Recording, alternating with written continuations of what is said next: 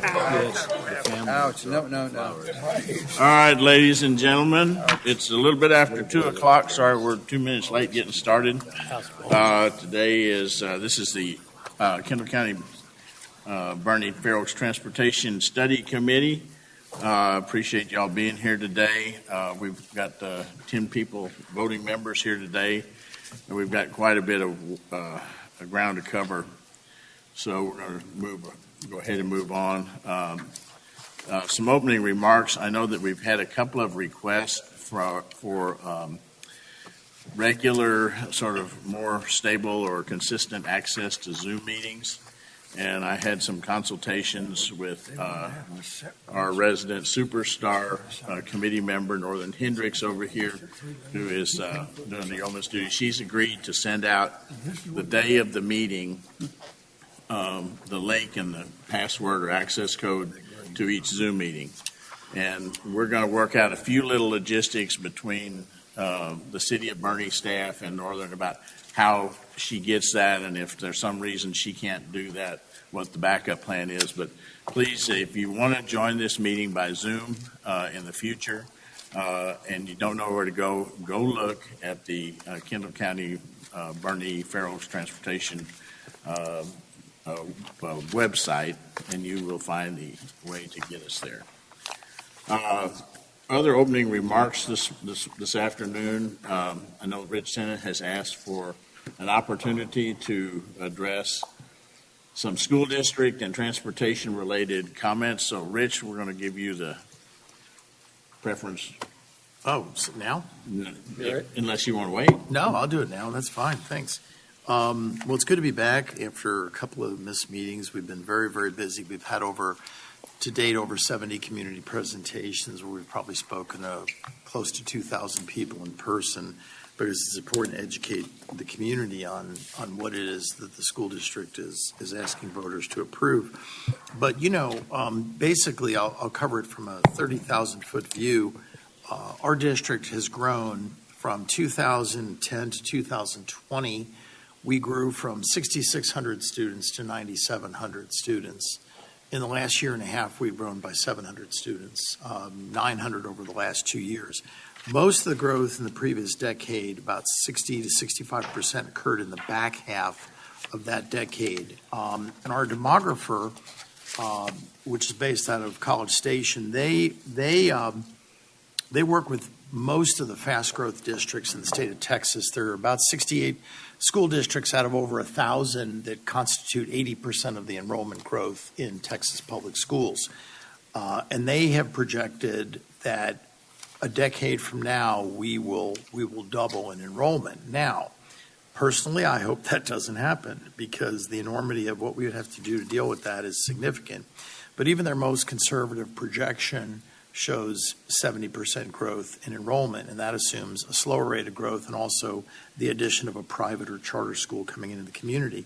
So we don't propose building schools to reach to a level of enrollment that we may not reach a decade from now. You don't do that. You do it based on need for the next several years, and you keep it closer to the vest that way. So what this bond includes is about 2/3 of the money of the $165 million package. About 2/3 goes for new construction and additions. One new construction, we're building one new school, and even though we're only proposed building one new school, we'll add 2,400 student capacity to the district. The last bond we did, we built 3 schools with about 2,700 capacity. So we have almost as much capacity out of this bond, but the way we'll do it is with an elementary school west of Interstate 10. It's the first elementary school to be west of Interstate 10. And I think you will see more of those as time goes along, and more schools will be built in what's called emerging population centers. Instead of back in the day when 8 of your 9 schools were in the city of Bernie city limits, which is only 10 or 11 square miles, our district has 365 square miles. So even though half of it is rural and will likely stay rural for quite a long time, that still is 180 square miles that is more likely to be, to see growth. So, the elementary school, that would relieve overcrowding currently at Van Robb, which is only in its fourth year, they're over capacity, and they have 6 portables that they're using.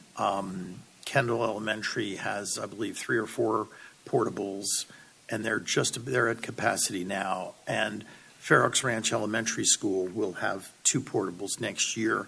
But it's not just the zones in the southern part of the district that are growing. When you look at active subdivisions, whether it's in the Fauquier zone with Shoreline Park, I believe that's the name of it, or Miralomas, or you go over the Currington zone where there's 3 small subdivisions underway and a small apartment complex that's just about finished.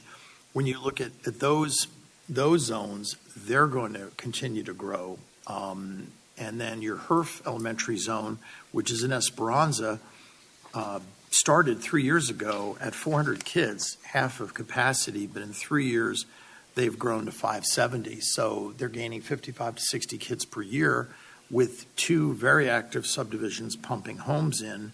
And the city, I believe it's before the city council to approve some other development on Highway 46 for a couple hundred rental homes.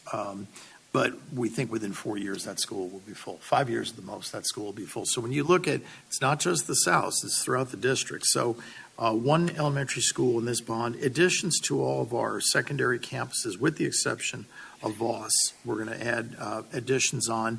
And what the district is doing, it's creating, to go along with the career and technical education programs, we have what's called, we're going to be introducing this fall, Pathways to Technology Early College High School. And this fall, we already have 61 incoming 9th graders that have signed up for a cybersecurity program where when they graduate from high school, they will not only get a high school diploma, they'll get an associate's degree. And you will see within 2 years, the goal is to have one for the health careers field. So you will see an increasing number of pathways for students to get associate's degrees along with their high school diploma upon graduation, which can save our students a lot of money, families a lot of money, which is a good thing.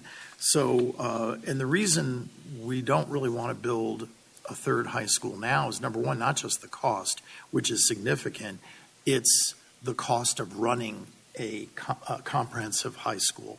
And the last time we went from 1 high school to 2 high schools, which was back in 2009, frankly, we were stretched financially. I wasn't on the board back then, but we were stretched financially in a big way. Teacher salaries were frozen for 5 years. You do not want to do that. So what you want to do when you get ready to build your 3rd high school is build a little bit into your budget every year to be able to handle that incremental overhead of a new facility. And we envision that by the end of the decade, we'll have a 3rd high school. And we have to put it in the appropriate location. And that's really where our demographer is very helpful, because we not only do forecasts for the next 1 to 2 to 3 years, we do 5 and 10 year forecasts. And of course, when you do something 10 years out, it's going to be less accurate, and everyone will tell you that. So you can't exactly take it to the bank, but it gives you a pretty darn good idea when you talk to landowners of what their short and long-term interests is in their property. It gives you a pretty good idea of where the development's going to be and the number of homes, living units, et cetera. So we'll work after this bond. There's quite a bit of money in there for land acquisition. So hopefully we'll make some good decisions on that relative to growth. From a tax perspective, every time the state of Texas has a nice surplus, which happens from time to time, they can either spend it, they can reduce taxes, or they can do a combination of the two. So the tax rate for Bernie ISD has gone down from $1.75 15 years ago to $1.20 today. And that's largely because of an increase of commitment from the state towards K through 12 education, and in some cases mandating that the tax rate be lowered, which is a good thing because property taxes are high. So you want to do whatever you can to bring relief. And on the ballot this year, in addition to the school bond, there will be a proposal, a constitutional amendment to raise the homestead exemption from $25,000 up to $40,000, which shields an extra $15,000 of your home value from school taxes. And the other is when your taxes are frozen at age 65, which 31% of our homeowners in BISD are 65 or older, as the rate gets lowered, your frozen amount of taxes gets frozen at that lower rate. So that's a good opportunity. We do have the second lowest tax rate of any of the 17 fast growth districts in the Austin, San Antonio area. And the other thing, because you'll probably hear all sorts of stuff the closer you get to an election, people say whatever they want to say, and sometimes there's accurate information out there, and sometimes there's completely false information out there. But the state has really moved in a direction over the past few years to try to limit the growth of property taxes. Cities and counties are capped at 3.5% more per year from current assessed value, with new construction being on top of that. Public school districts are limited to a hard 2.5% cap that includes new construction. So if your appraisal district grows by 9% and you're capped at 2.5% more from property tax, the delta has to go towards the tax rate reduction, which explains why we've been able to lower our tax rate by 15 cents in the last 3 years. So we foresee future tax rate reductions, and therefore, because of those reductions, the share of a homeowner's bill that goes towards school taxes will continue to decline as a percentage of the whole. And we're one of only 30 school districts in the state out of over 1,000 that offers an early payment discount. That's a little push for the district, and that saved our taxpayers $2.5 million this year. 84% of our taxpayers took advantage of an early payment. They know what it means to them. Escrow companies know what it means. Saves me a few $100 each year, and that's a penny saved is a penny earned, according to Ben Franklin. So that's just a really high-level, brief overview. But one new school, expansions at 4 others, and really designed towards programs that are going to help our children be college, workforce, or military ready upon graduation, and we get very good scores in those areas. So I was talking to a gentleman in the audience just a few minutes ago that there's just a lot more room for growth for a lot of the career and technical education and pathways to early college. There's a lot of room for growth, and I'm glad that we're actively involved in that. Well, Rich, thank you. I mean, the school district in Bernie here is, I've heard it said, is the best economic development tool that the community has.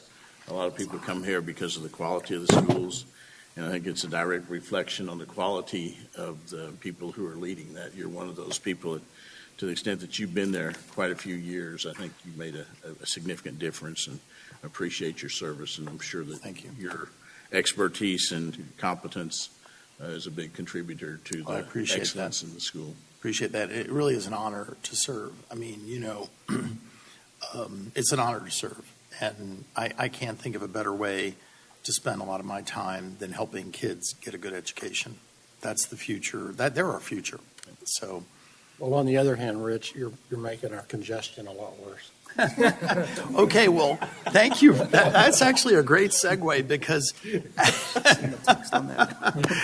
as we grow and as we try to target schools in emerging population centers, our hope is that we can be part of the solution to traffic woes, that if ultimately in the next 10 to 12 years there may be a high school, 1 or 2 elementaries, and a middle school west of Interstate 10. Imagine those are cars that don't have to come to this side of Interstate 10. Same thing for Bergheim. We have a middle school there now. We have land for an elementary school. Within the next 10 or 12 years, we'll need one out there. And eventually, ultimately, probably a high school. So, when you look at this 365 square mile district, it's enormous. And if you can really compartmentalize, hopefully we can do a good job towards helping the traffic situation. And I think parents will be more likely to put their kids on a bus if it was a 20 or 25-minute ride as opposed to a 45-minute or an hour ride. So let's hope that's what happens.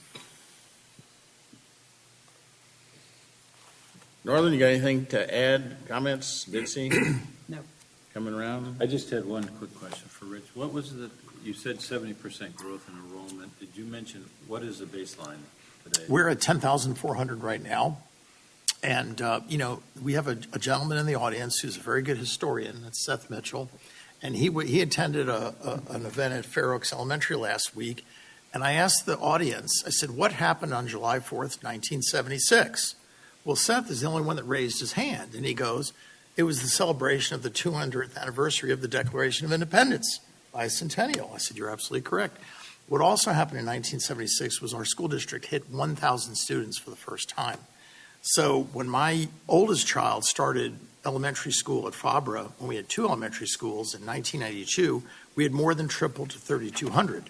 Fast forward 30 years later, a man is now a teacher, and we've more than tripled again. So, that seems to be a common theme that we are growing.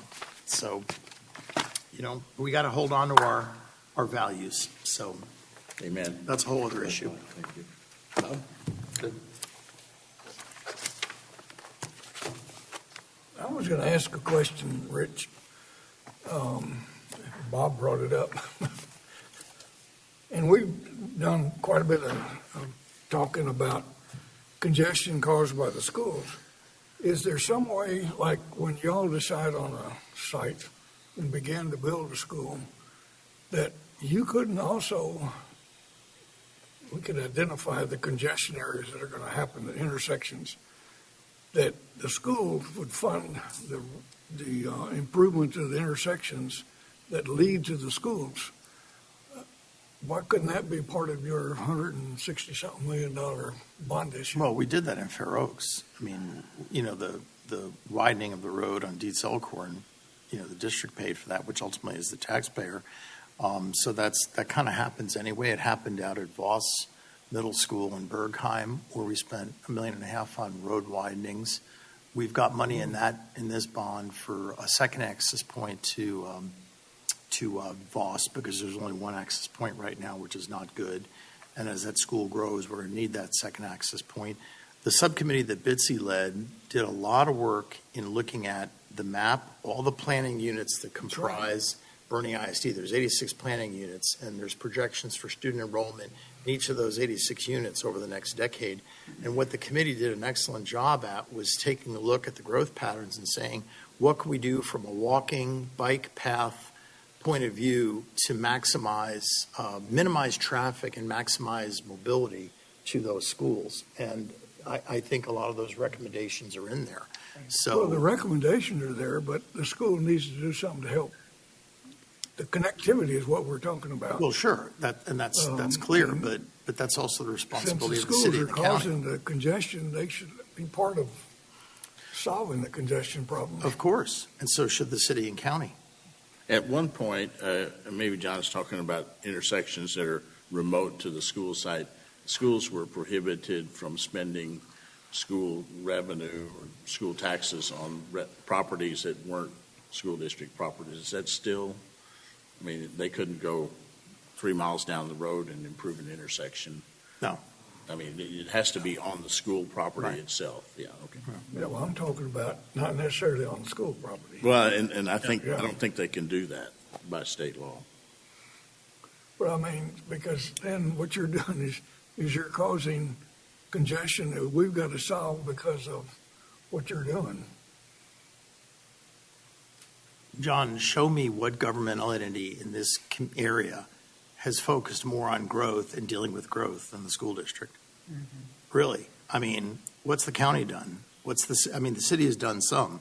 I don't mean to get into an argument or debate here. I understand what you're saying. Whether it was the $1.5 million we spent at Voss, whether it's the money we spent when we opened up Van Rob, that's part of it. When you have a zone near a school zone, you make sure that your lanes are wide enough to not impede traffic, but also have the queue so that the cars can come in and pick up their kids. Yeah. That's a standard part of any construction, Yeah, some of it's clear, like out at Voss, they needed to do what they did, right turn lanes. I think they got a signal light there and all that. But, you don't want to look at it negatively, but the schools are causing the growth because people like to come here. We've got good schools. So they need to be part of the solution. A lot of people say, well, if you'd stop building schools, people would stop coming here. I think that's a real misnomer. When you look at the number of students per household, it's about 0.55 students per household in the school district. You've got a lot of retirees that are coming here. You've got kids You've got families that homeschool their kids or put their kids in private. Over 85% do send their kids to public. But there's people that move here for a wide variety of reasons. And I don't doubt that the school district is a huge draw. I believe that it is. But there's a lot of people just moving here, period. You know? Plus, where do you stop? Putting money into roads, their growth causes more use of water. So do they put money into the water system, into the sewer system? I think if you started with roads, you would never stop. You'd have to put it into other things. So at least the coordination. Speaking of coordination, that list that you talked about, Rich and Bitsy, is that list of pedestrian improvements, is that part of what the ISD did or part of what a previous subcommittee of this group did? Mainly this group, Dixie Subcommittee, did most So of that. our subcommittee looked at a variety of sources. We looked a lot at the BISD demographic information according to each planning unit. We looked at the bike and pedestrian plan that the city of Bernie has currently on its website. We looked at some of the other mobility studies and recommendations there. We talked to the BISD bus crew and the director to find out which of the intersections lacked good signage and good crossing information. So we pulled from a variety of sources, and we entered them into the database just as Northern had requested. Got So it. they're Part of all buried This in there. committee, got it, okay. Yeah. I wasn't sure if it was an ISD thing or No, a it's just committee a- thing, okay. It was a combination. I mean, Jeff was sitting at the table. Because we're coming up with a list of those small little pedestrian segments on the trail subcommittee, and so we're looking from the same list and pulling from there to look at these connectivity issues that we're seeing that could be improved by a pedestrian bridge, just a small section of trail that connects. Good, it's there, and that's It's why I there. asked. Yeah, Okay, boy, good. Bitsy did a tremendous job, and Jeff was at all the meetings, and it was really good collaboration between the city, and Jeff was very instructive as to the thoroughfare plan, and Bitsy, and we had, like Bitsy said, all the transportation folks from BISD, so all the parties were in the room at the same time, and people may say, well, gosh, why is there a walkway from Bernie Heights over to Corley Farms, where it's going to be at the location of the 8th school? Well, to incentivize kids and their families to walk or bicycle to school, so there's less cars on the road. Bernie Heights to where? To Corley Farms, that's the new Yep. 1,300 Yep, I've seen person that. subdivision. Yeah, Scenic Loop. so hopefully, I mean, hey, I walked to school for 13 years, up the hill in the snow. No. Well, I can just say one thing, that y'all's demographics have been just right on, spot on for years. I mean, we've been doing this for a long time, and y'all's projections have always been excellent, that you've got good people. I'd like to You have add just a second comment. Sitting on this committee work for the full 3 years before COVID and since then, the previous planning committee approached it from a very unique perspective, engineering. They looked at traffic counts, they looked at, all those engineering things that we've talked about. What was lacking, though, was the social information, the demographic information.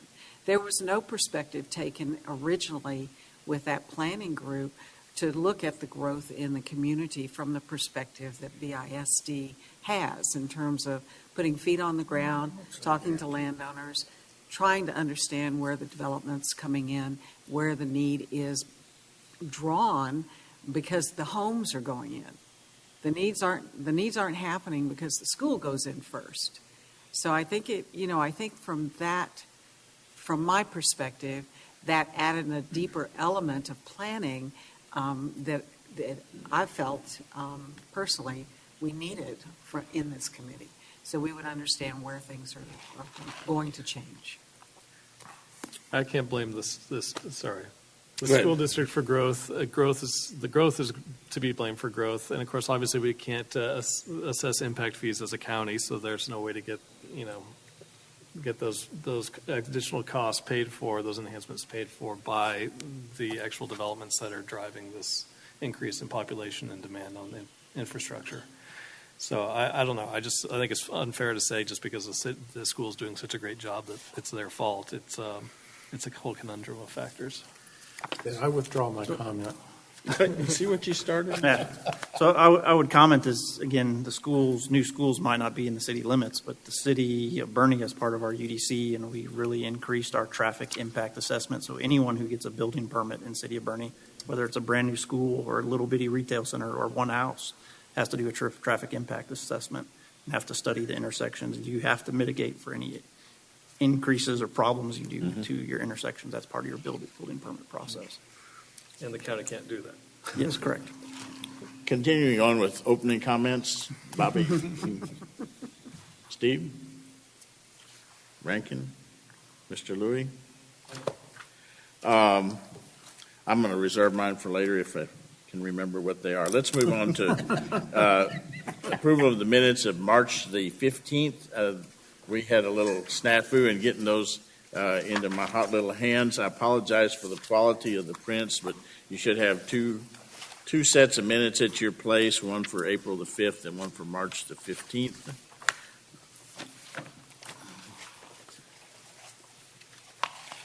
If you would approve those, I'll entertain a motion to that effect.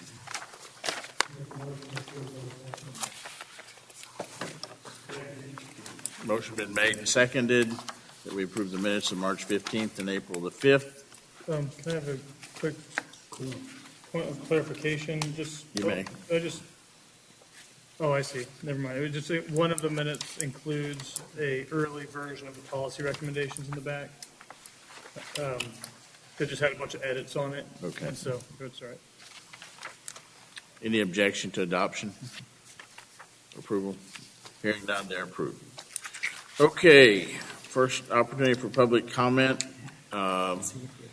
Any members of the audience? Ms. Gerhardt?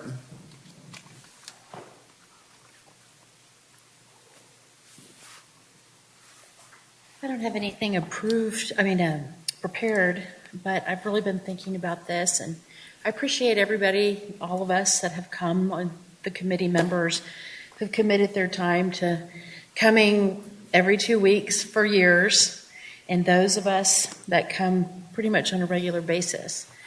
In the very beginning, I thought that this committee came together to deal with some really tough issues, and there was crowdsourcing and other small things.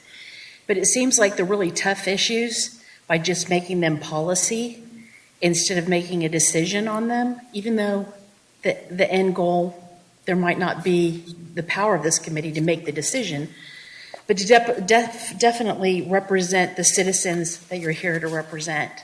And I feel like the serious Thoroughfare and situation is sort of getting this gray area. And there are people here that I definitely know that you've contributed and you said your piece, but I just kind of feel like the can's getting kicked down the road because it's too tough to deal with. The county, as far as I'm concerned, y'all have seen the 300, 400 people a few years ago that do not want y'all to destroy the county. And I'm for all getting them back together, but y'all are supposed to be representing the people. I know the city people are representing the city, but the county, we really want to hear your voices and where you stand. Because I've just come over and over and I just feel like it's just getting blurred. And it's sort of like, we're going to do this policy and really it's not our decision in the end. But I think it's important that the people stand for what they believe and represent us. Anyway, that's it. Thank you, Ms. Gerhardt. Other members of the audience? Are there any? Was that a Zoom participant? I don't see any hands raised on the Zoom. Is that right? Okay. Well, we will move on. Committee of several people have been meeting for a while to talk about policies and eminent domain and major thoroughfare plans. And I understand, Jonah, you've been appointed to be the spokesperson or the presenter here to kick us off on this discussion. Apparently so. I was appointed an hour ago by an email from Tim. Okay, before you say, I want to say that in your agenda up here, package, there are two versions. There's one version that is like 6 or 7 pages behind the schedule. There's another version that is no, it's not colored, it's black and white. That is like the last 9 or 10 pages, that is the one with all the edits. I don't know if that's the most recent version. That's what I pulled off this morning, but I understand that there's been a subsequent version. What you got off this morning is what's most relevant to this discussion. Okay, very good. But I am looking at here, I don't see the changes that the group made on the version that's attached here. See, I pulled this off, early this morning. Yeah, I only made tiny. I think I sent it to Don maybe at 11 or something. Yeah, I wouldn't have gotten it then. So this little subgroup of us met on Thursday. Tim has been unable to meet due to a previous work engagement that has been eating up all his time, and it's also the reason he's not able to be here today. But I thought we had some really productive discussions, specifically around the eminent domain question and some of the language that would go in a policy statement about that. And I think hopefully we came to something that would somewhat address the comments from Ms. Gearhart as well. That said, some of this is not in quite final form. We can have discussion about it here today as a committee. I can talk about some of the different bullets and pieces of text that were added if you think that'd be productive. Or we can hold until we've gotten it all polished and every member of the subcommittee has had a chance to look at it. For my part, I would prefer that we go ahead and engage on the discussion, and that y'all would take that information that you gathered today and then return next meeting with the final. Okay. I want to look at the, Yeah, I'm not seeing. yeah, see, that's different, okay. That's different. I'm not seeing what you. But you do have a clean version in the packet, right? I think so. A more or less clean version? Yes, okay. So if folks on the committee don't mind opening up that clean version, I can point to where some of the spots we made suggestions. There's only a few of them. So if you open up your minutes, you should see the page that starts with Chapter 6, Policy Recommendations.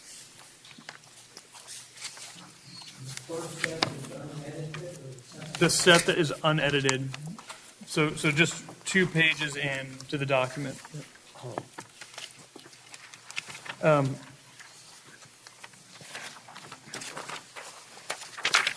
So bottom of the second page, so skip past that first page. There were some recommendations on slightly softening some language in here. Actually, this was more of a clarifying piece. I think that last sentence reads, nevertheless, the committee believes that the benefit to be gained by promoting more rural and suburban scale roadways in terms of preserving the unique hill country environment and character will generally outweigh the delays and congestion occurring during peak travel hours. I think the intent of that statement is to say that there's a preference towards roads being more of a rural and suburban nature. I don't think the intent of that sentence is to say that we want to promote a lot more development of rural and suburban roadways. And so I just changed that slightly to say would be gained by maintaining more rural and suburban scale roadways. And that's it. And so that was a very minor change. I just wanted to bring people's attention to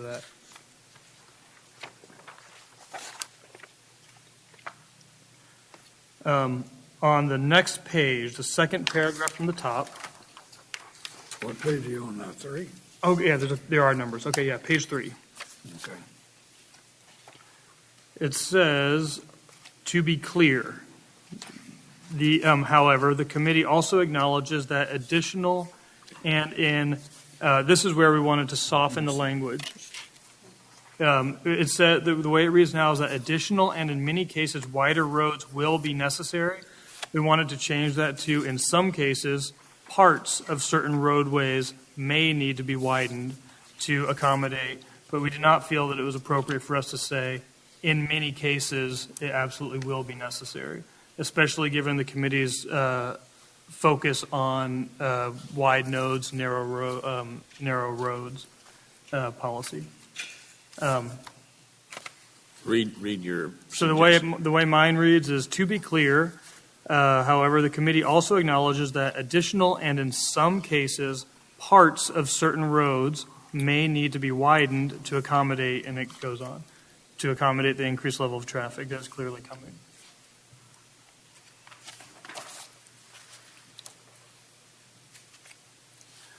There was a comment made that at the very end of that paragraph, it says, the committee believes that a good place to start in developing an effective rural surface transportation network for Kendall County would be to identify existing roads that act as major traffic arteries and upgrade those roads to FM standards.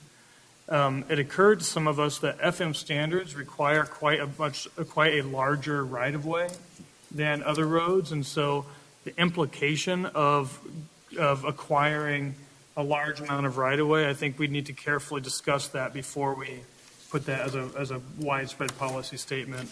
Can I ask a question related to that? Is there a question of ownership from the transition from the county road to an FM road? Yeah, the FM roads are owned by the state. This just says FM standards, Yeah, though. I think And I think, and that's one of the comments I had. Look on down to the bottom of that page, and you're talking about pursuing strategies of having more FM roads. I think what you mean is FM type. that was my understanding. Yeah, so it does say right under that bullet, securing additional land to provide a minimum right-of-way width of 100 feet, which typically would require 20 to 30 feet on both sides of the roadway. Well, it's width to 100 to 130 feet. Right. So that needs to say that. So what I wanted to know and have discussion about is what we mean that the actual surface roadway needs to be upgraded to FM standards, or does the entire right-of-way need to be acquired and upgraded to the FM standards? Well, in some cases, you're going to have to acquire right-of-way because it's not there now. I mean, like Kreisberg Road, the pavement's almost right-of-way to right-of-way, so you're going to need to do it. But I think what they're talking about is bringing the county roads up to the FM design standards, not necessarily buying more right-of-way.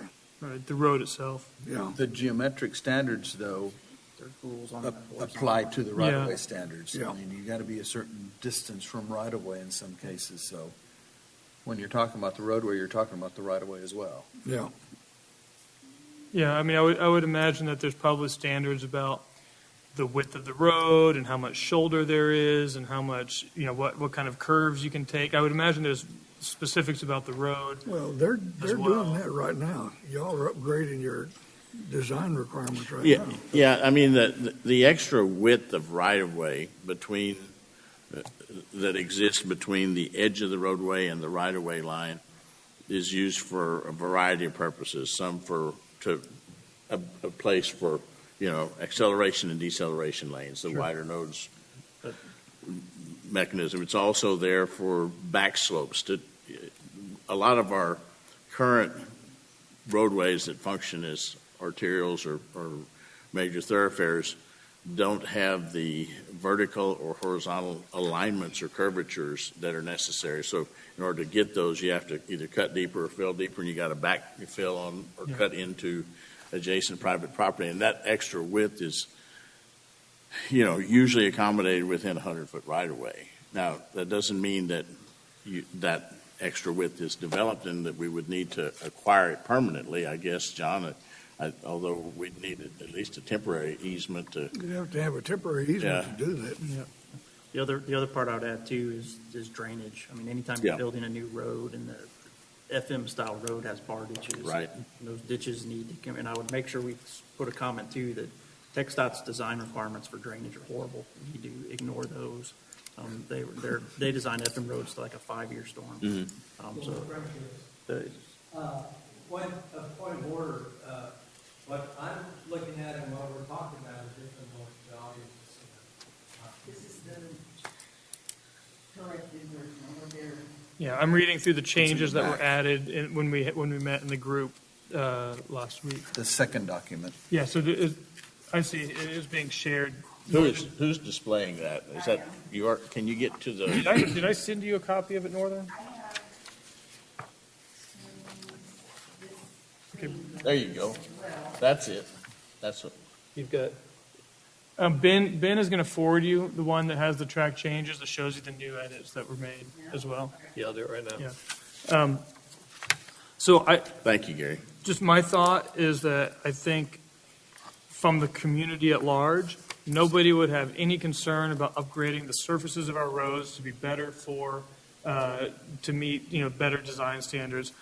I think that it's pretty different if what we're saying is actually what we want to do is look at these small county roads and potentially acquire a big chunk of right-of-way on both sides.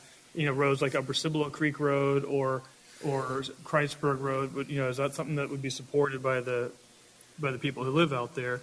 And so to me, that's just an area that needed clarification before we really know what we're supporting here in this document. So. Well, I think before you did anything like that, say, just pick Upper Cibolo, any of them. Do you actually have a need for that? And if you do, if you need to go in there and make it wider, well, you may have to wind up getting right away. So that's something that would be a major county project that they would have to undertake. It's not something that you just go out and buy right away for and do nothing. You need to have a purpose for doing it. Let me ask you something. I started on the very front of this study, of this document, and I've got questions on the first couple of pages. Some of them are just picky, like on the first paragraph up there, almost to the end of the paragraph, it talks about will help the county grow. I think what it means is will help the county manage growth. Yeah, I can't respond to this because a lot of it was written by Tim, but I can certainly make notes on here for things to be incorporated in And next then versions. when you're getting into Dr. Vinny's stuff, you're talking about subterranean, that the underline is 2% surface area for dirt riparian, and then 78 and 20% for the different Edwards and the different formations. And then further on down, you talk about surface, it's subsurface. And somewhere or another that y'all have got in here that 20% of the rainfall enters the lower Glen Rose. Well, that's not true. From many, many studies, the percent of recharge is, they're using 4%. And it varies, typically 4 to 6%. And the engineering studies have shown 4%. So, Do you know where that part is? I want to make sure. yeah, it's It's on on the top of next the second page. page. So I know what you're referring to, and I'll have to look at the exact language, but he also may be specifying that within the lower Glen Rose. I the believe that recharge- was probably. Yeah, but is what he greater. means is it's 20% of the 4% got in there. I don't think so. I think he's differentiating. So like in other parts where the geology isn't as pervious, you aren't getting as much infiltration, but in this highly pervious Swiss cheese geology, with The fracture only zone, place you you're going to more. get that kind of recharge is like in the swallets and stuff like Right. we have on Cibolo Creek there. Right. But So I'll make a note there, Yeah. and I'll pass that back to Tim, and we'll try to figure out what the deal is. Yeah. What was the one you had before that? You said something about surface versus subsurface. Where was that? okay, it was talking about, let's see.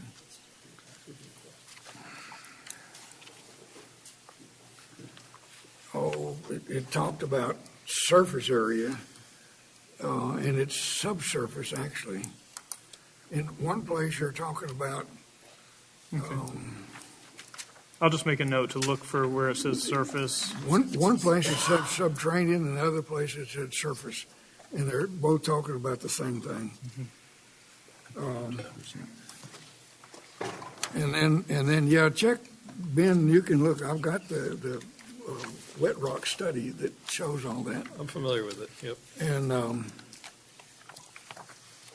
And then down on the second page, you're talking about quiet roads and stuff like that. What is artificial noise? Road, tread noise, for example. We're not talking like birds and bees, we're talking vehicle. And you're talking about 45 mile an hour. I don't know that in here with a policy that you can start saying 45 mile an hour, because the way that the speed limit is set, it's at 85 percentile of what the average. I think we can say whatever we want in here. I think if policymakers, they could understand that the committee preferred this approach, and if the policymakers come up upon a law or some limitation that says we just can't do that. So this was just about limiting traffic noise, I mean, regardless of whatever the engineering rules are that you're referencing. Well, I agree. There's certain kind of pavements that are a whole lot quieter than others. True that, too. If you use it like a grade 5 topping rock, you can hear that for miles. Where if you use a hot mix D surface, it's quiet. So, I mean, I don't have anything, but what's artificial noise? Well, the purpose is just to abate, noise pollution as much as possible. Maybe that should just say like traffic noise or something, or road noise, or Yeah. I don't know where that word artificial is in here. Are you caught up with the FM road? Because I think that's an interesting, significant issue that we need to address as a committee. I think my understanding of the committee's preference is that we not have we not address our mobility needs with a interstate class type facility anywhere, and that instead we focus on roads that are more rural, that tend to be farm to market kind of standards. So I guess what I'm hearing is that what we need is a question of when to pursue that. For Upper Cibolo, where the traffic volume is pretty low, is that appropriate? Maybe it is appropriate, not appropriate there, but maybe on Waring Welfare, where we've got quite a bit of traffic, maybe that is. And so. Northern, can you go to the top of page 3? Oh, no, that's right. That's where we are. Is it? Yeah. So one thing I would just point out is it does say that last sentence on the first paragraph that's visible there says that the Kendall County would be, that one of the top priority would be to identify existing county roads that act as major traffic arteries. And so it sounds like what was initially envisioned when this was written was to have some process of identifying specific county roads that need to be upgraded to FM standards. I don't know what that process is, but that's just what it looks like. Yeah, Well, some of the processes, and some of these people have mentioned it, it may be just a spot. Like, I think on Ammon Road, you got a couple of places where the vertical curve where you can't see it. Well, that's something that we can address just right there and bring it up to FM standards, sight distance standards. But you wouldn't have to rebuild the whole road. But like on Ammon Road, I know you've got some sight distance vertical curve problems. You got some horizontal curve problems. That, they got the 90-degree curves in there that need to be corrected and brought to, I'm not saying to an interstate standard, but to maybe a farm to market standard for 50 mile an hour, 60 mile an hour curve. But these are spot improvements that can be done that really helps the safety. And on the second thing up there, it talks about the farm to market roads in Kendall County. You're talking about the more densely populated. Do we have? To me, we have urban roads or rural roads. We don't have suburban roads here. Yeah, I don't know what that really refers to either. Because it says right here the less densely populated or the more densely populated suburban areas of the county. So this was written with the good intentions of a lawyer. Okay. So Because here we've got urban, which is city of Bernie, and then the rest of it is rural. Well, I think Esperanza is not rural, and it's not City of Bernie. Well, but it's more urban. Yeah, but it's urban, right. Yeah, that's what I say. It's not suburban, it's urban.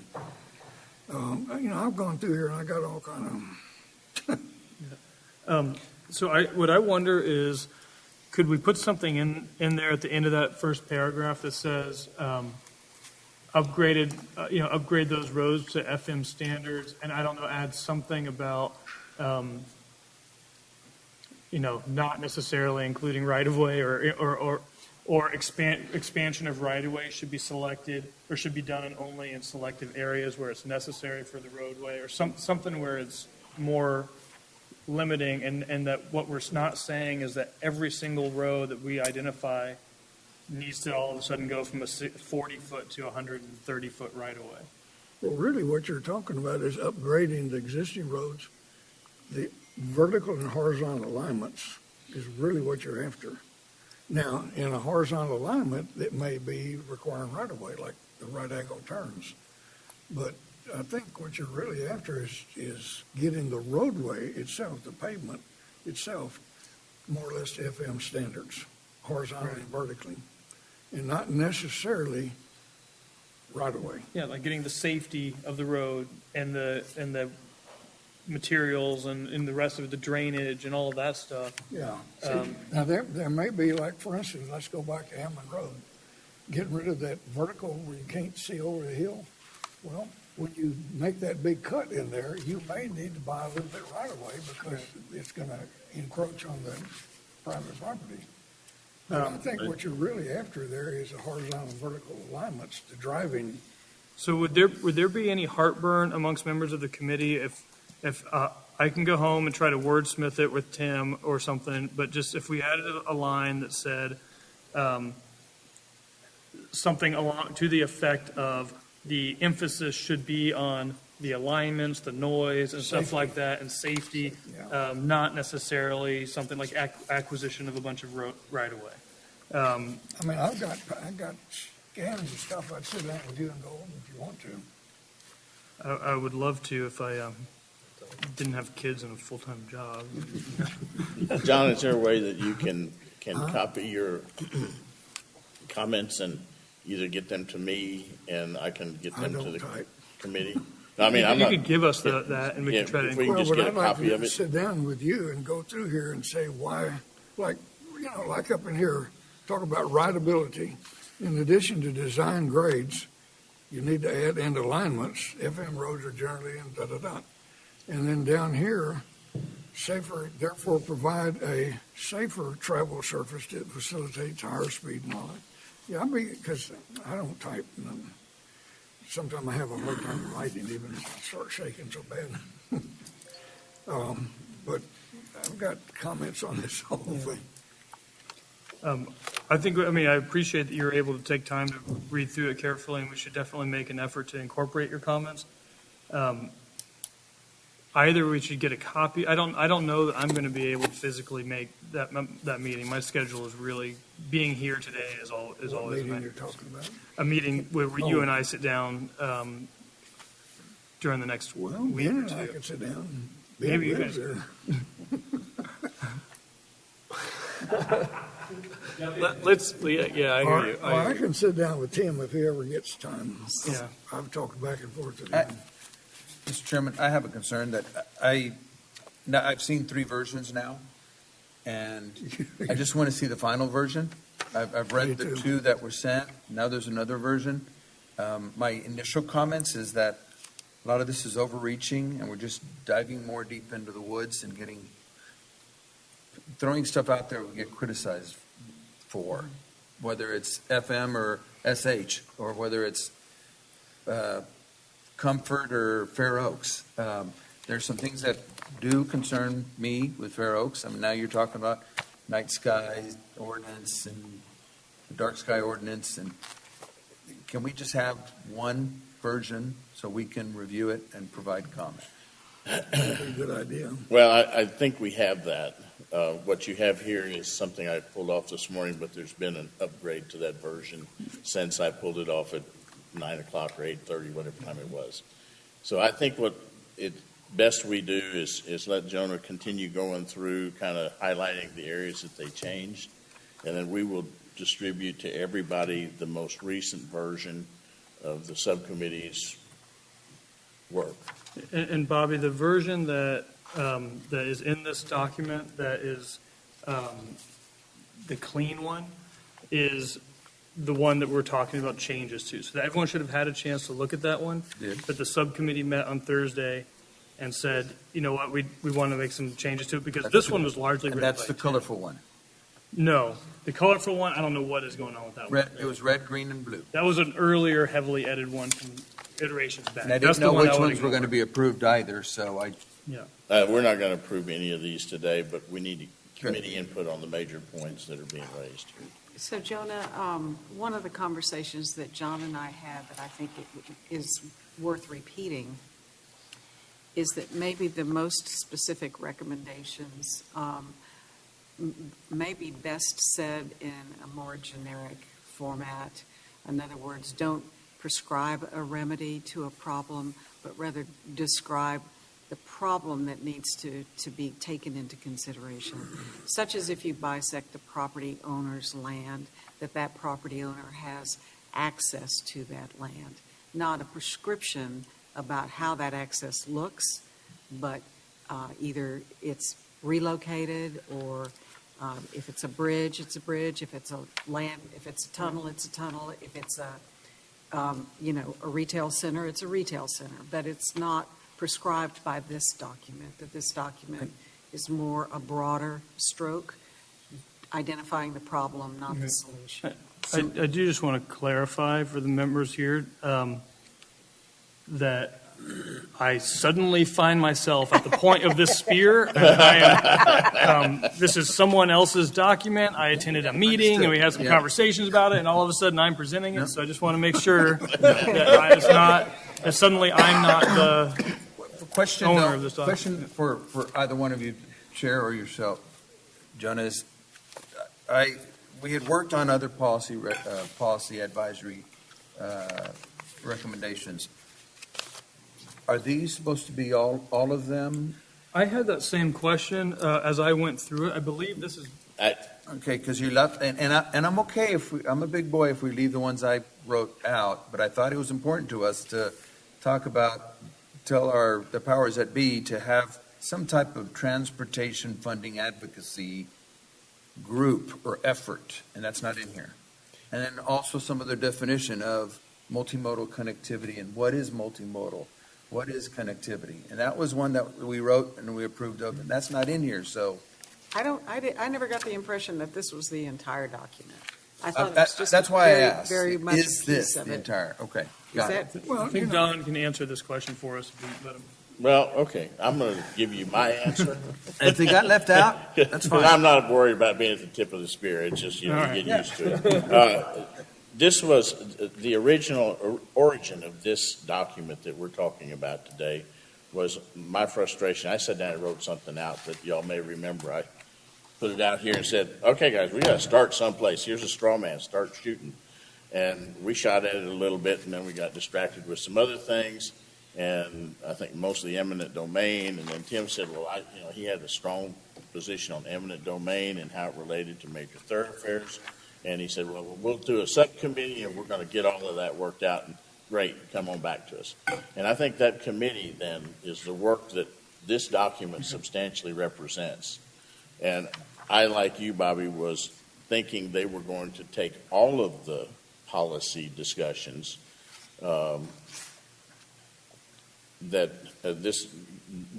fed our efforts here, because there was some policies that you had, about the city of Bernie taking over the Main Street and where it fit in the recommendations. It moves from the front to the back or to the top to the bottom. And so I thought all of those were going to come back from this subcommittee. Now, and they still can. So I think your comment's legitimate, valid, And hopefully the subcommittee will take that back and say, hey, we got some other things here we need to add in. No, I had the same sense when I looked at it. I mean, I was looking through that list of items in here where it talks about trees and dark skies and quiet roads, and I was like, well, what about like scenic and historic landscapes, or what about other, factors that we've talked about that people have identified? And so I think what we should probably do is get a list somehow of those other policy issues, or if there's already language somewhere else. He did talk in here about, so I thought, a general policy about supporting the idea of narrow roads, wide nodes. Yes. And he mentions it in here and says discussed elsewhere in the and so that made me think, oh, well, we've already discussed that in a different chapter, but I haven't seen a list of, I have, I just can't remember. But we have an outline, and it may be discussed in more detail in another part of the report. Well, look on page 4, I guess it is, where you got the 1 through 8 comments. In the first one, you have new alignment should be absolutely the last option, not the first choice, in meeting the county's mobility needs, and there should address a specific identifiable mobility problem, issue, or challenge. Yes, that needs to stay there. The next one, any new roadway built should be built to meet the specific needs of Kendall County residents and not be undertaken to meet the needs of the Texas Department of Transportation or other governmental entities outside of Kendall County. How do you think you get from San Antonio to Bernie? You're on somebody else's county and somebody else's highway. Now, we're not talking about building a freeway, but do you realize that a lot of the money that you're going to be looking for to build roads and stuff here in the city is going to come from the MPO? And if you burn the bridge out underneath you, that's what you've done. And that looks rather selfish to say, we don't want to build a road that anybody else can use but Kendall County. I don't think that's what your intention here is. I don't think that's what it's saying. Well, I don't think it's saying nobody else can use the road. Well, it says that It's meant to meet the needs of the community Texas, here. the highway department, or other governmental entities outside of Kendall County. Well, you got all kind of governmental entities outside of Kendall County that use county roads. Well, and if you continue that, it says in facilitating yet another loop around San Antonio. Well, okay, I don't know why we're so bent on a loop. We're not talking about loops. Then there shouldn't be a problem because we're just saying we don't support that idea. What do you support? How do you propose to handle the traffic around here? If you get it out of downtown Bernie, you're going to call it a loop. Well, it may not be a loop, but that's what the people are going to jump up and down and say. So I think what you're doing is you're stubbing your own toes here when you do stuff like that. So what the intention is to encourage the creation or encourage solutions that are predicated on the needs of Kendall County in particular, and That's not what you're necessarily trying to to say. solve regional transportation things. We've heard commissioners from Comal County say we have to complete the third loop, and it's basically saying, so you guys got to make that happen over here in Bernie. And the truth is, I think as a community, we have an opportunity and a right, if we want to say, that's not what we see as our role in this whole thing. Yeah, and exactly what you're saying is we're a committee that is going to make recommendations. Now, after that, we wash our hands of it, and the city council and maybe the county or whoever else are going to decide just what part of this they're going to buy and use. And the citizens will decide whether they want to come to the city council and the commissioners and say, wait a minute, a whole bunch of citizens were pulled together to define what we want to see happen, and it says right here, and you guys are talking about doing something different. Yeah. We want you to respect the citizens' concerns. Okay, then the number 3 on here, that's a good. New alignment should avoid sensitive coarse formations and other environmental features and so on. That's good. Number 4. Okay, so I don't actually, so there's a little bit added to those next ones. Do you want me to talk about those edits? Yes. And actually, if we go up to number 1 really quick, Northern. Do you have a question, Gary? I have a comment about going back to, it just takes a little longer for me to process it. Okay, go ahead. To me, my first admit, and I'm trying to think through this, is eliminating connectivity. At some point, we have to connect to Comal County, Kirk County, to Webster County, and we're saying we don't care how we do that. It doesn't need to be to our citizens. And a lot of our citizens end up in Kirk County, or go to work further. And so I'm just not sure that. Well, if they do, then it would be a need of our citizens, wouldn't it? But that's true. It also in need of our retail centers that attract people from other counties. So I think I support John's comment that we open the door to shooting ourselves in the foot by leaving that in place. I think we have to be very cautious and careful how we express those comments. Because sometimes we want to go to Bandera. We're going to use roadways, we go over here to get there. Yeah, my sense is that the emphasis there was we didn't want to use Kendall County resources to facilitate a loop around San Antonio. Well, you're not going to facilitate a loop. Well, but I think that's what it is. Didn't have anything to do with loop around Bernie first. And, that may or may not be the interest of the citizens of San Antonio, or the citizens of Kendall County. A lot of people don't like to drive through San Antonio. They'd rather go around it. I don't know how many people want to do that, but. Well, I know people that go to Austin, they drive to San Antonio and get on 35. Well, I wouldn't do that. I'd go. But what I'm saying is we need to be careful. I agree. And to zero in on TxDOT and say, we don't want to implement your major master plan here, that's fine, but why would, it's just pointless to even say it. Plains to Port, a road that actually went over around Uvalde or somewhere, went from the plains all the way down to the coast. Well, that was a federal government and a state plan. Well, does that mean that you don't want it coming through Kendall County? Well, it's not going to go through Kendall County anyhow. So you got to look at the overall good for the public in general.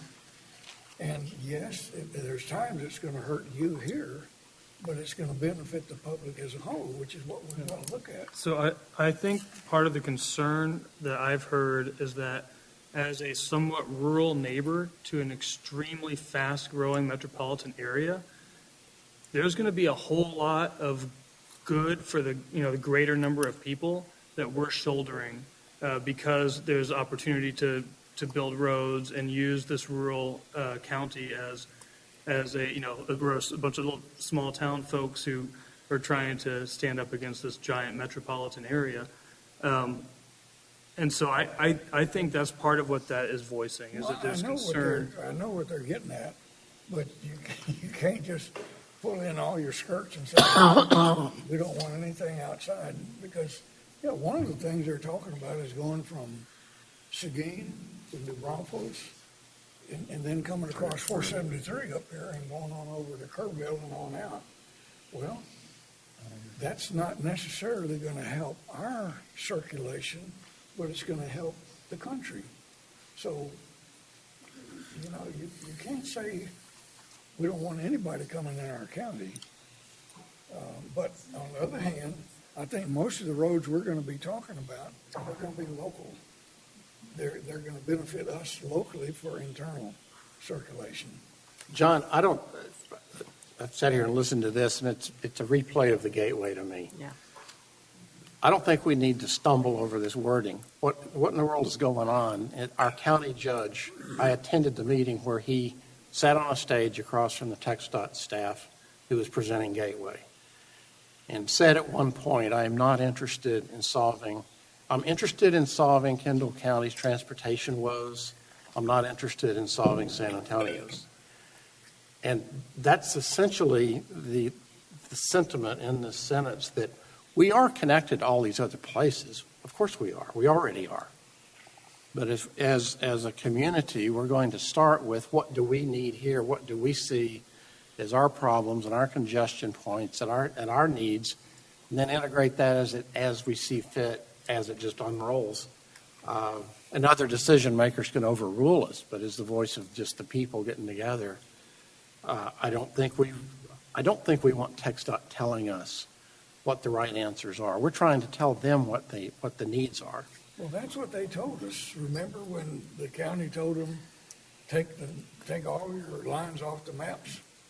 And if I remember correctly, what they said was, okay, and they did. And you keep talking about the loop. There is no loop. They took everything off. It's gone. We're going to be the ones to come back and say what you want. So maybe this can be handled as a simple declarative statement. Part of the introduction to this committee's work is that this is solely intended to represent the needs of Kendall County. And just leave it at that. You don't have to, I don't think you need to direct it towards TxDOT. I think you can just simply declare it consistently where needed, that this is a local solution to local problems.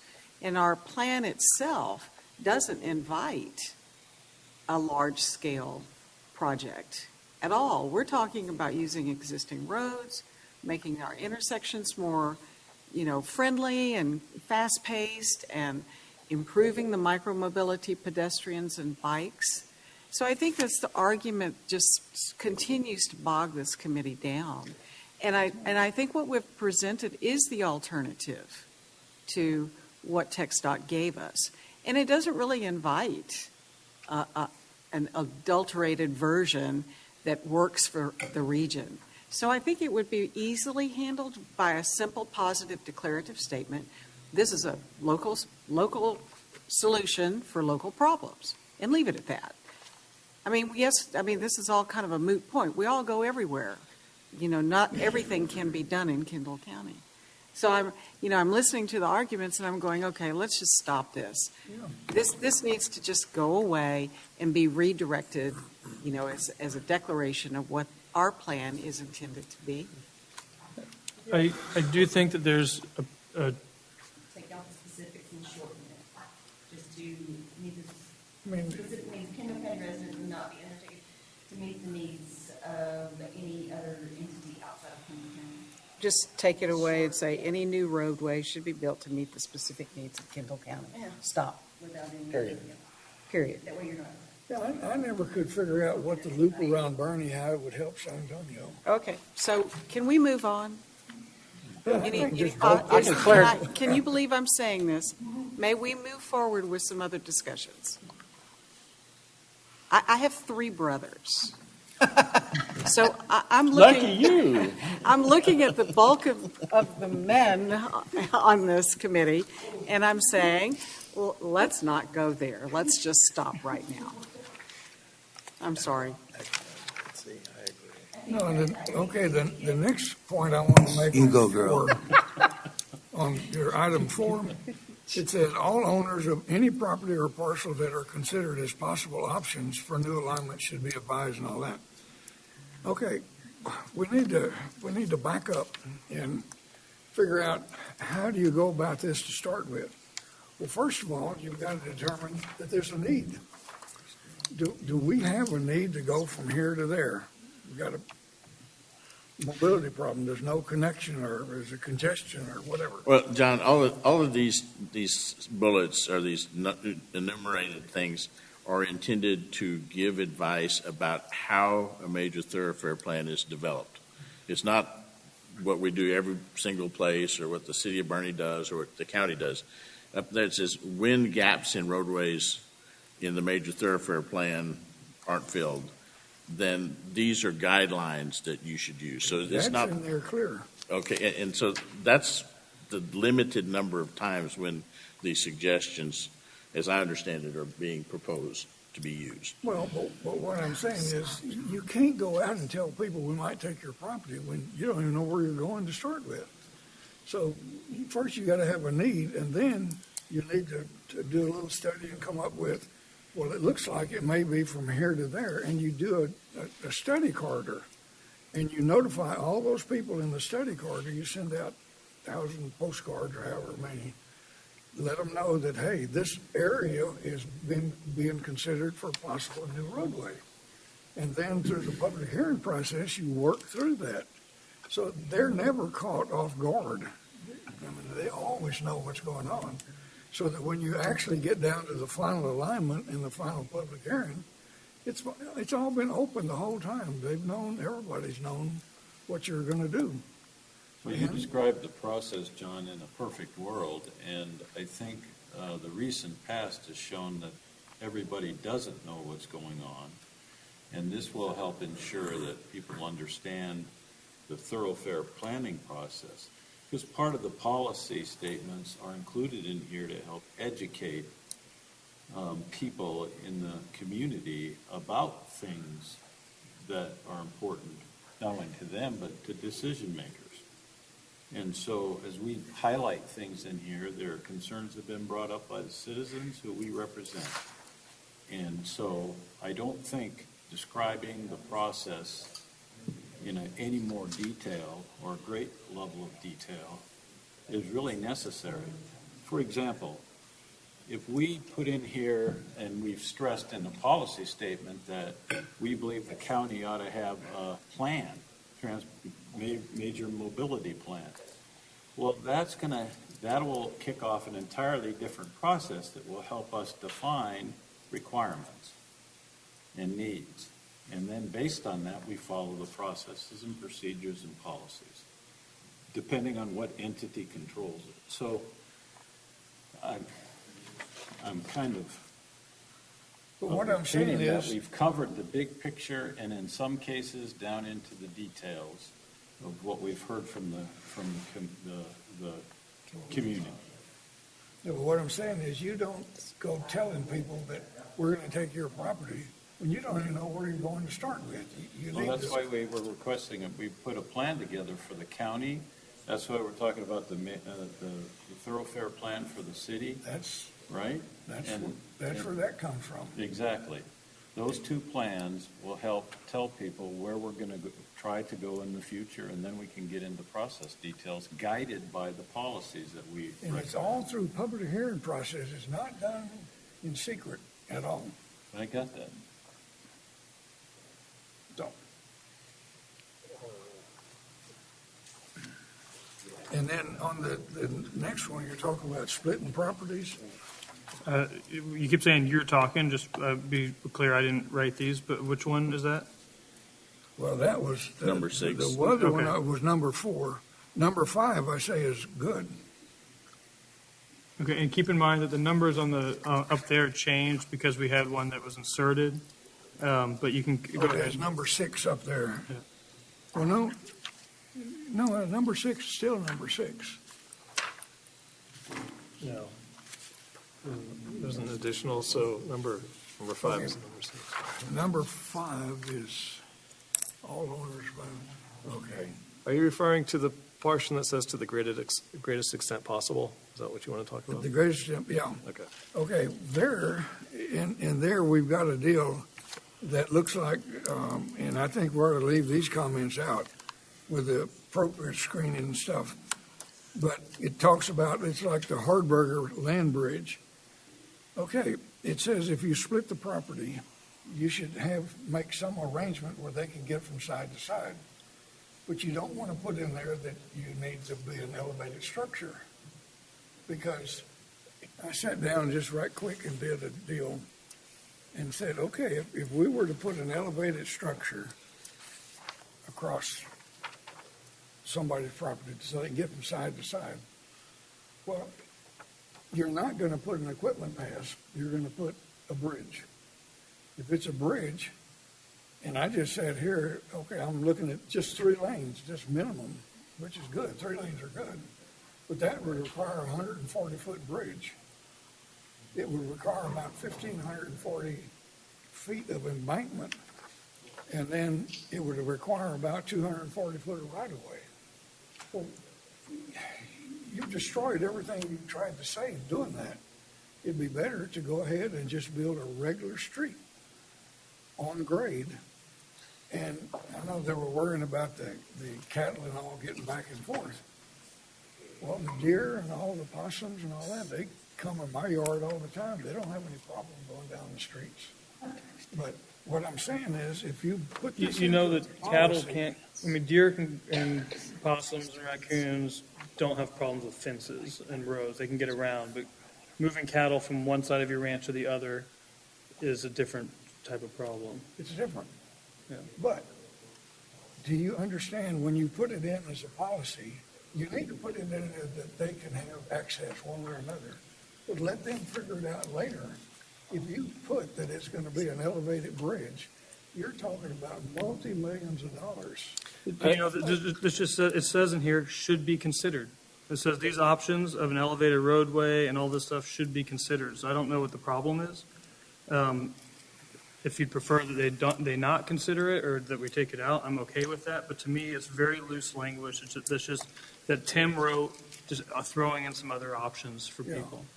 But you need to. and To your we've point, done this- it can say try to solve for this concern. So the point is to solve for the broader concern, regardless of how that's solved for, Yeah. which is often contextual. And what I'm saying is, don't put in here like the Hardburger Bridge, because they're going to come back and say, well, you said you were going to build a bridge like the Hardburger Bridge. It can be an example of a solution. And I again, wouldn't even put that in there. it doesn't say we're committing to anything. It's just giving, it says elevated roadways should be considered to allow homeowners and wildlife to move from one side to the other.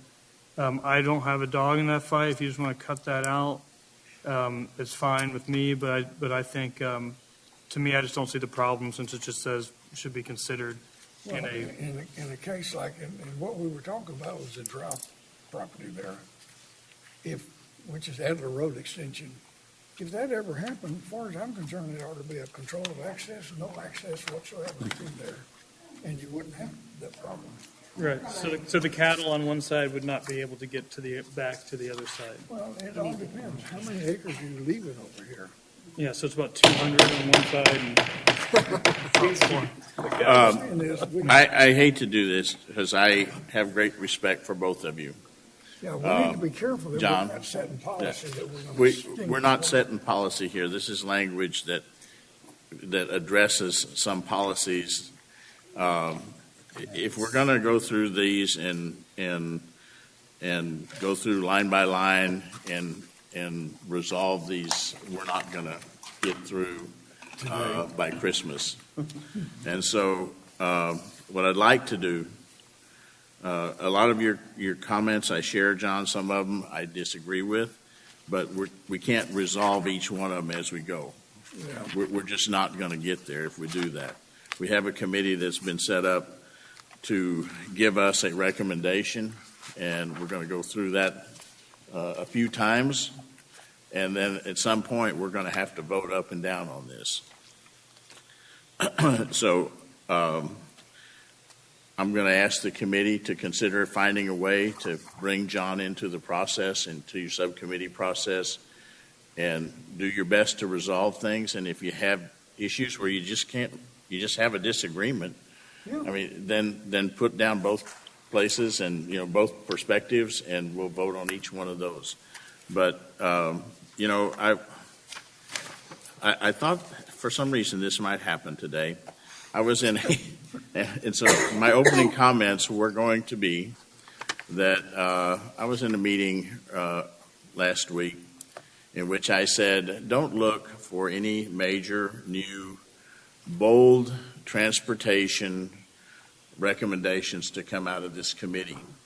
This is a consensus committee that is going to make some pragmatic, practical suggestions and some solutions for mobility challenges in the community that this community can afford to implement. Frankly, we don't have enough money to implement all these great, big, grand solutions. I said something like that at the last meeting. And I said, maybe I made a mistake in setting this committee up this way. It's a consensus-based committee, a committee that seeks consensus of the community. And maybe I didn't. We'll see. Well, shortly after that comment, another member of that group was compelled to respond that, consensus is great, But, maybe sometimes you just need to say what you want to do, and then you put it up for a vote, and if that doesn't work, then you go vote something else. Or you go put something else and vote on that. And I chose not to respond to that. But what I'm going to say is that we can keep doing that, and we can build one road in 20 years and address our mobility challenges, or try to address them, and we can keep fighting and keep meeting and keep fighting and meeting and voting, or we can spend some time talking about the things that are important to the people in the community and do the best we can to articulate them, understanding that it's not going to be perfect, and have some guidelines where we can make some progress, not solve the problem. So I would ask that as we move forward, as we get closer to adopting these things, that we realize that it's not going to be perfect, to not let perfect be the enemy of good, and realize that this is a consensus process. It's not the final word. And let that motivate you to come to some consensus about some progress that we can make. If not, the ones that don't want anything to happen, you'll probably get run over one of those times in one of those votes. And those that want to vote, you'll probably lose a whole bunch of votes. So it's up to y'all. So would you like to finish going through the document, Jonah? Sure. So we did add a number 4 up there. And this might be one of those ones that we just have to vote on. And so number 4 reads, using the Thoroughfare planning process, new alignments should be dedicated by developers if and when property is being developed. Alignments that would require forcible land acquisition or land to be alignments that would require forcible acquisition of land. So that we can take out that one land there. To complete significant portions, or would cut through properties that are preserved in perpetuity with conservation easements should not be considered. And so that was one that was thought about from the subgroup. And then later in the document, we have another statement on, we decided that it would be worth having an entire section to directly discuss eminent domain rather than have it kind of little pieces of it buried throughout the document.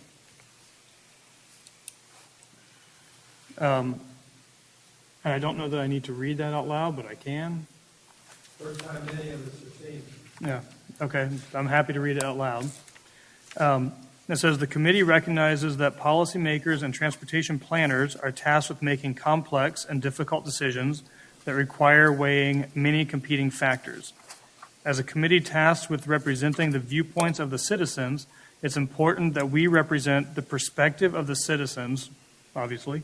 Eminent domain is a controversial topic, and for citizens in this county, concerns that lines drawn on maps across their property could be forcibly acquired by the government has caused significant distress from many residents. I realize the wording is, somewhat awkward in some of these spots, but from many of the public comments shared at committee meetings, it is clear that the citizens overwhelmingly oppose using eminent domain, the threat of eminent domain, or other similar methods to forcibly acquire new rights-of-way.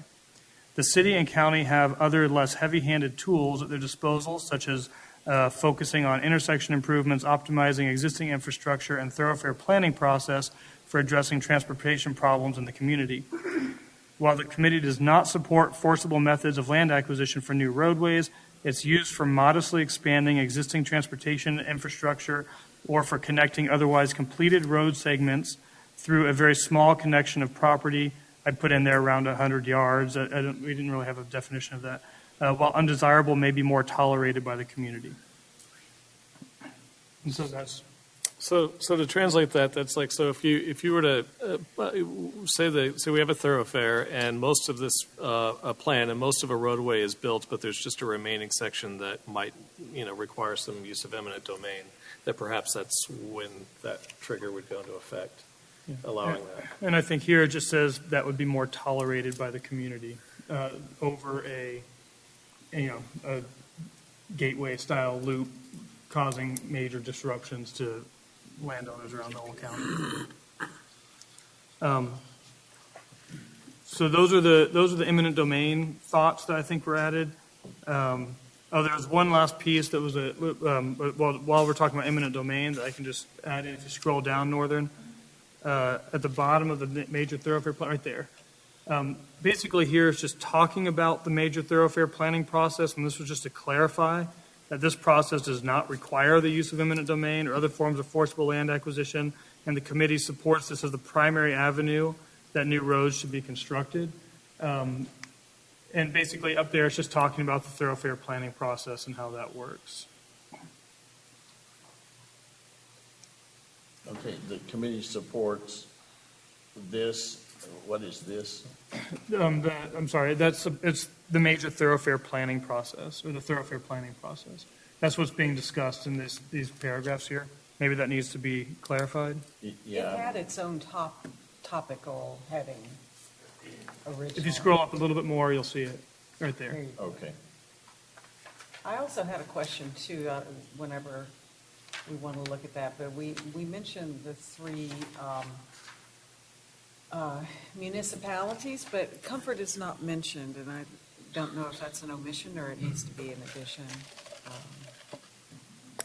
In what context? And it's in the. Comfort is not an incorporated city, Okay, so they don't have. so they don't have any standing in here under major thoroughfare planning. They can't do anything about that.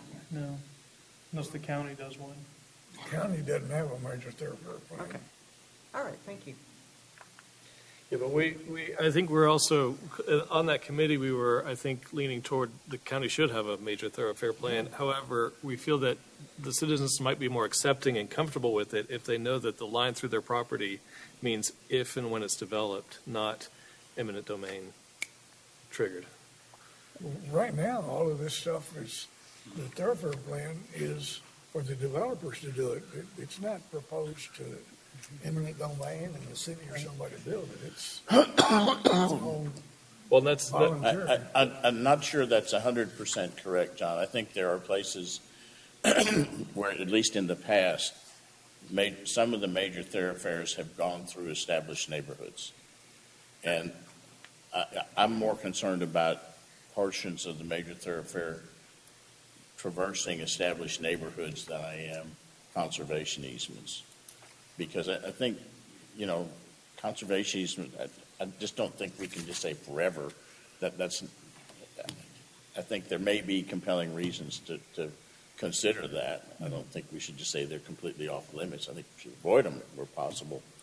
But I think established neighborhoods is more objectionable to me than conservation easements. Did we mention something about that in here?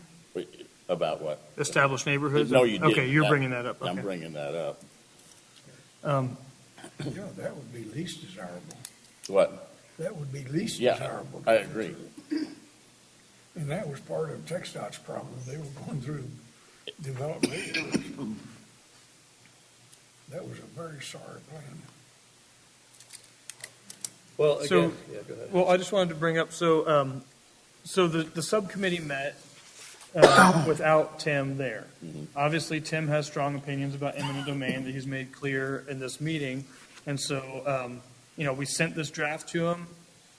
He responded, thanks, I nominate you to present it. I don't know that he had time to look at it.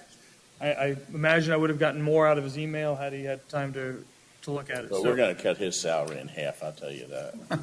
I support that. All in Jonah, I favor? think he said his problem that disrupted his attendance here came in the same time your updated information came in, so I doubt very seriously he's had a chance Right. to read it. Agreed. Stay out of getting specifics in this. So anyways, it's a draft. It's a draft. It's meant to be, it was not brought to you guys expecting ratification. We were expecting to edit it, evolve it, what have you.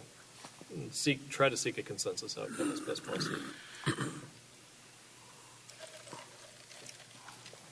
Is that it, Jonah? we appreciate your sacrifice and. Those are all of the changes to the version that is in the book that the subcommittee made. Yeah. I would ask the subcommittee to meet again, reach out to Mr. Kite, and if other committee members have suggestions we will send out the updated, most recent draft to all committee members, and if you would like to comment to that subcommittee, formally or informally, please do so. Hopefully we can have something more farther down the road that will appeal to more people, or at least we can get some handle on some of the major points and vote on the points. Yeah, and I like your idea about, I think what we can do is we can meet with the people who have differing opinions, and we can create two alternatives for them, and that way we don't end up in a 40-hour meeting trying to work through our differences. We can just decide, you know what, we're at a stalemate. We'll write two different bullets. We'll come back and we'll either discuss it here or vote on it and just move on that way. And what I'd like to ask is, I would like to Bobby's point earlier, I think I've read a version of policies that talked about having an ongoing citizens transportation. We have. Well, I'm not seeing it. It's not in this document. I thought that this was extracted out of that larger document, which is what you've been working on, that has a nice history of the area. It has Send it to information you. like that. Who's doing that document? I can send it to them. You can send it to me or any of Okay. the three of us. We'll get it into the mix. I would suggest that you try to reduce the size and the detail of it as best possible, because this is going to get out there, and for every paragraph, you're going to have 20 people applying. Yeah, I was actually thinking that Sentence. it's almost like we need to have at the very beginning, here's a list of our policies, 1, 2, 3, 4, 5, 6, and then down below, really clear bullet, like this is what these policies are. Right now, it's a novel, and it's pretty dense. And yeah, I would prefer a much more bulleted, kind of very straightforward and clean product. Yeah, and during the master plan, I mean, the 10-year plan, it's kind of built like that, I think. It would be a good model. Yeah. We will do some version of that.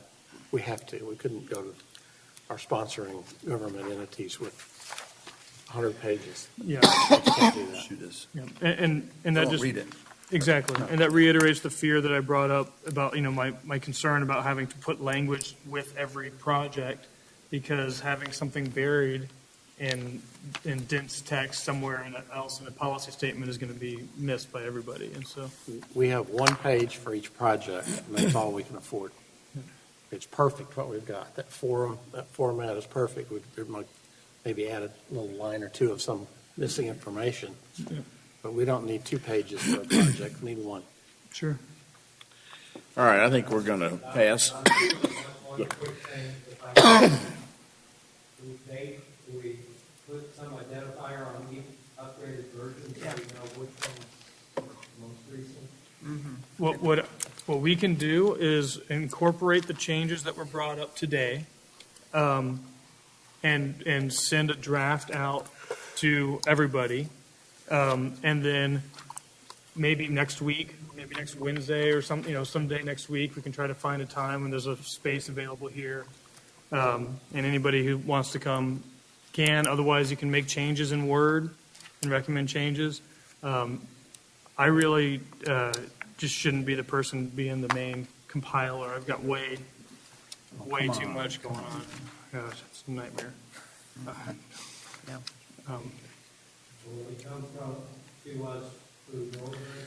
I would ask that you send it To Northern? to Northern. I mean, I hate to do that, but she is so solid and consistent, and nobody ever questions if it comes from Northern. So In that case, can we double her pay? I think that's fair? I'll second that. Okay, all right. And a bonus. I do want to touch on the streetlight data. Steve, I know that you and Rick had discussed some of the queries. Is that right? Yeah, we met last Tuesday. I got access on Thursday, so I haven't had time to go through it and start compiling. But I'll work on it this week and I'll get with, I told him I would at least visit with him before I talk to him, since Okay. it's y'all's license, so. If you could give me an idea about whether we should have that on the agenda next time. We will. I'll get Okay. it done by then. Okay. All right. Second opportunity for public comment.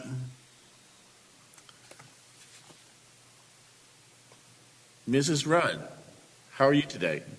Great, thank you. Come forward, please.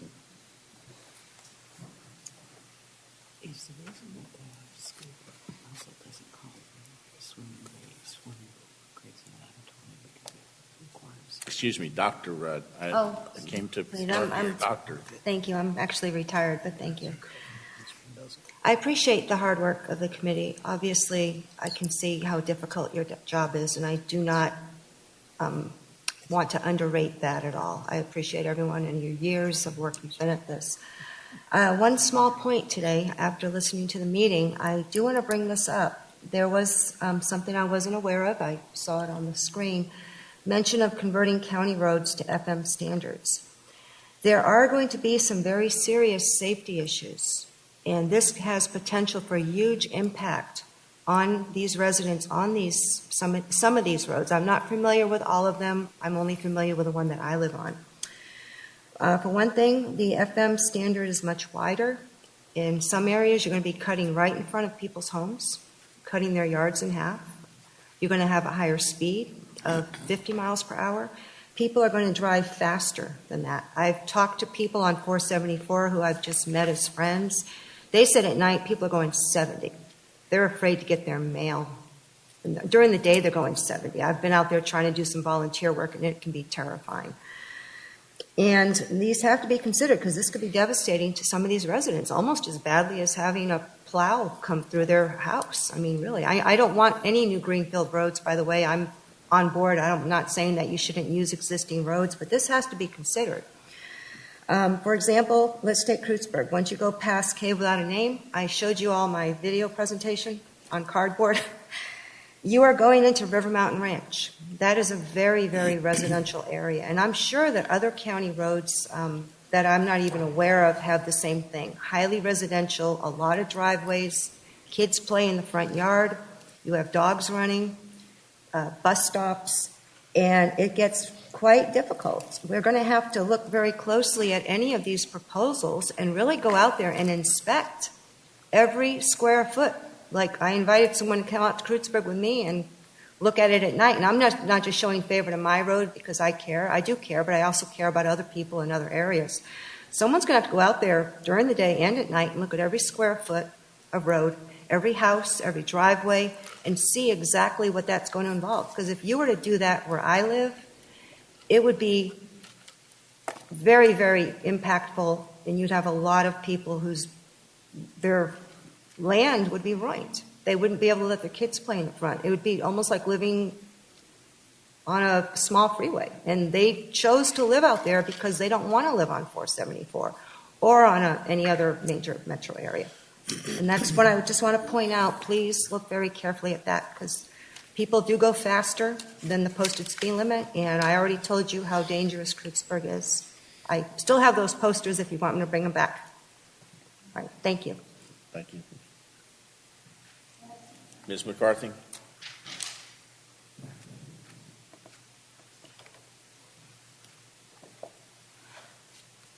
Just briefly, response to a couple of things that have been said, and also in the past, there was a model used to enhance the intersection of 46 Esser, Herf, River Road. And although it was discussed many times that a dual left turn be from Esser taking a left onto 46, when the presentation was made, that was not eliminated. I mean, that was eliminated.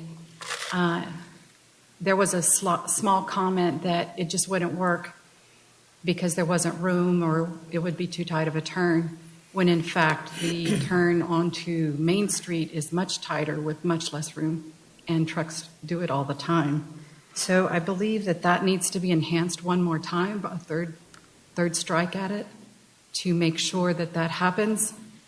Noting that in the meantime, the conversation of expanding that area of the road, the city is promoting in their bond, enhancing all of their developments for their maintenance and their animal shelter and using that area instead of using what they have to enhance mobility.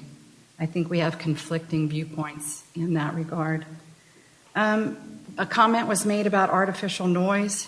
Once Sisterdale Road was completed, if you look at any of the conversations in the Bernie area, Facebook and so forth, the residents in that area are not happy about the raised road markers that big fat tires hit and go, and they can hear it a half a mile up to their house. And I would suggest that that might be what artificial road noise is, in addition to mud grip tires and so forth, that you're not going to be able to control, but you can control whether you put markers on the side. Mr. Kite mentioned expanding areas, and he referenced Ammon Road and increasing the curve to a safety standard of the state so that you could make that 90-degree turn at 50 to 60 miles an hour. Well, Ammon Road is a neighborhood, and it's a rural neighborhood, but it is a neighborhood. People live there. The road is a 45-mile-an-hour road. We do not need to use whatever means, eminent domain or whatever, to enhance to a 50 to 60-mile-an-hour curve when the residents in that area are concerned about people exceeding 45. And one more thing, I would like to thank Jonah, even though that put you on the hot seat today. You stood firm, and Ben too, Bitsy did, and reiterated that this is supposed to be a citizens committee and that you are supposed to be our voice, and I appreciate you standing firm on that. Thank you. Thank you, Ms. McCarthy. Others? Anybody on Zoom want to chime in? Don't see any hands raised.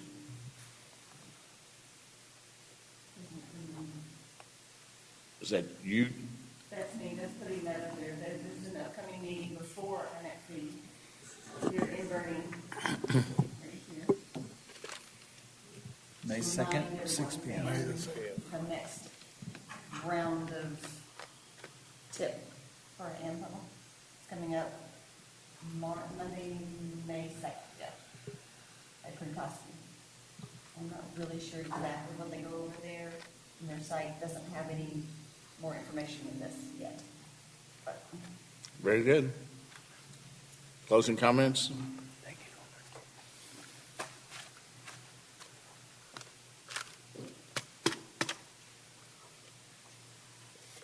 you. We're adjourned. So did Leon have